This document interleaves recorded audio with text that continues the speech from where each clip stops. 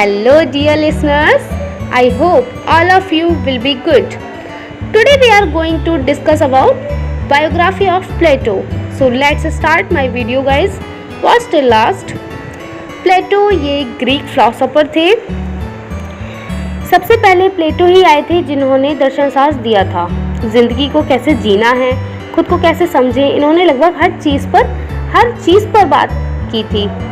Socrates जो प्लेटो के दोस्त थे और वो इनके गुरु भी थे, मतलब प्लेटो सोक्रेट्स के स्टूडेंट थे और एरिस्टोटल प्लेटो के स्टूडेंट थे। प्लेटो ने 36 बुक्स लिखी थी और इनमें सबसे जो फेमस बुक थी वो इनकी द रिपब्लिक थी। प्लेटो ने जितनी भी बुक्स लिखी उनमें मोस्टली सोक्रेट्स के आइडियाज़ देखने को मिलते हैं। आपको आइए प्लेटो के फिलॉसफी और उनके व्यूज़ के बारे में बहुत सी नॉलेज गेन कराते हैं।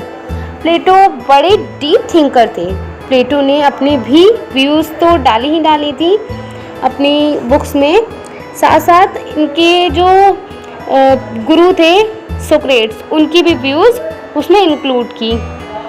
इंसान को कैसे जीना चाहिए, इंसान की वैल्यू कैसी होनी चाहिए, इंसान के पास वर्च्यूज़ कैसे होनी चाहिए, एक राजा को कैसे जीवन जीना चाहिए, ये सब प्लेटो ने बताया। लेकिन उन्होंने अपने जीवन के बारे में बहुत शॉर्ट में बताया। तो जो इनकी डेट ऑफ बर्थ है वो 428 BC पूर्व मानी जाती है। प्लेटो की फैमिली काफ़ी रिच थी। प्लेटो ने मोस्टली हर चीज़ पर अपने व्यूज़ लिखे। जो भी इन्होंने सीखा हर चीज़ पर लिखा। इन्होंने इंसाफ पे लिखा, बहादुरी पे लिखा, इन्होंने वैल्यूज़ पर लिखा, इन्होंने आइडियाज़ पर लिखा एंड सरकार पर भी लिखा था। सरकार कैसी होनी चाहिए, डेमोक्रेसी कैसी होनी चाहिए, किस तरह की डेमोक्रेसी हमारी जो कंट्री है उसमें होनी चाहिए। और आर्ट्स को भी, आर्ट्स, डांस और जिम्नास्टिक को भी इन्होंने इंक्लूड किया अपनी रिटन वे में। तो एक तरीके से सब कुछ इन्होंने लिखा। अपनी लाइफ में उनका मानना था कि इस पूरी दुनिया को आइडियल बनाया जाए। इनको फर्स्ट यूटोपियर भी कहते हैं। प्लेटो का कहना है कि हम एक परफेक्ट चीज़ को एग्जाम्पल बनाते हैं, उनकी तरह बनने की कोशिश करते हैं और यही तरीका है, सही भी है जीवन जीने का। जितना आप परफेक्ट चीज़ के पास जाएंगे उतना ही आप निखर जाएंगे, इनका ये मानना था। प्लेटो लिखते हैं कि वो शरीर और आत्मा के भेद देखते हैं। वे ये भी लिखते हैं कि वो भौतिक दुनिया को तुच्छ मानते हैं और कुछ लोग इसी को अहमियत देते हैं। प्लेटो का मानना था कि दार्शनिक मत वाले जो व्यक्ति होते हैं बाहरी सीमाओं और सौंदर्य, सत्य और एकता, न्याय के सर्वोच्च आदर्शों के पीछे भेद कर सकते हैं। उनका ये दर्शन भौतिक और मानसिक सीमाओं को संकेत देता है और उच्च दर्शन के प्रोत्साहन हेतु प्रेरित करता है। प्लेटो पूर्व जन्म के भी समर्थक थे। उनका मानना था कि हमारा जन्म पूर्व कर्मों पर आधारित है। इनके कुछ प्रिंसिपल्स भी हैं, तो आइए हम इनके प्रिंसिपल बताते हैं।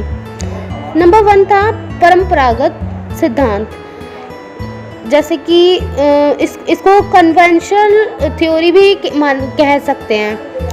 इनका फर्स्ट प्रिंसिपल था ये सिद्धांत तत्कालीन एथेंस में प्रचलित था, जिसके प्रतिपादक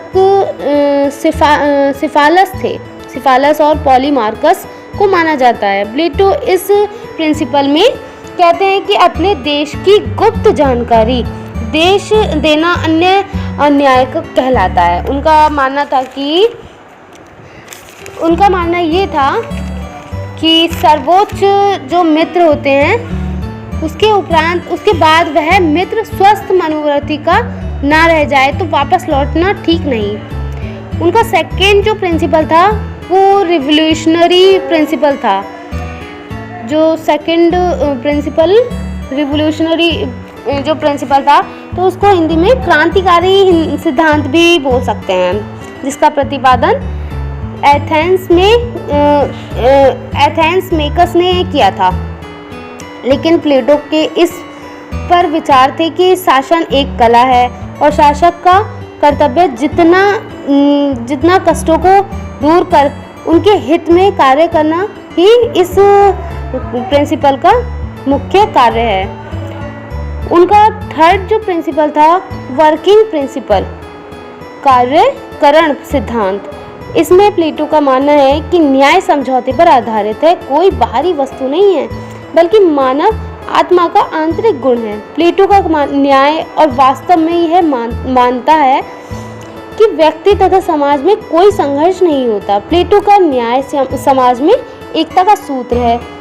तो फ्रेंड्स, कुल मिलाकर प्लेटो का न्याय सिद्धांत एक कानूनी व वैधानिक धारणा न होकर एक नैतिक सिद्धांत है जो तत्कालीन एथेंस में एकता, सामंजस्य तथा व्यवस्था की दृष्टि से अपरिहार्य थी। गाइस, आज की वीडियोस में बस इतना ही। वीडियो